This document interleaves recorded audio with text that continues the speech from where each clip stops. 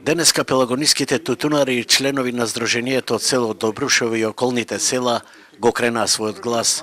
Тешки обвинувања за криминал и злоупотребени пари на тутунските здруженија, што требаше да им се исплатат на поверениците, тие упатија на сметка на Кире Неделковски, актуелниот претседател на Сојузот на тутунарите на Македонија, кој во последните неколку месеци во 2 наврата беше сменат, но Централниот регистер повторно го враќаше на функцијата како што велат.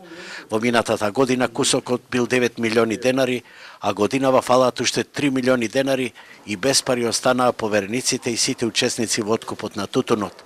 Парите од тобако компаниите што пристигнувале на сметката на Сојузот, Неделковски ги подигал на своја сметка и ги трошил без покритие, зашто постојат налози, банкарски изводи и други документи, велат тутунарите. Се најде екс-председател на Сојузот, Кире Неделковски, минатата година да проневери 9 милиони денари.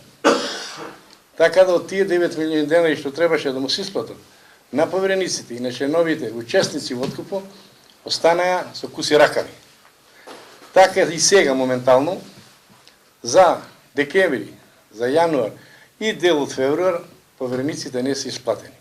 Бидејќи Неделковски важи за близок човек на премиерот Заев и редовно учествуваше во неговите изборни кампањи во 4-та изборна единица, па дури и беше водач на тутунарските протести кога сада сама беше во опозиција, тутунарите велат дека поради тоа станал претседател на Сојузот, но после сите злоупотреби сега кој се уште го штити.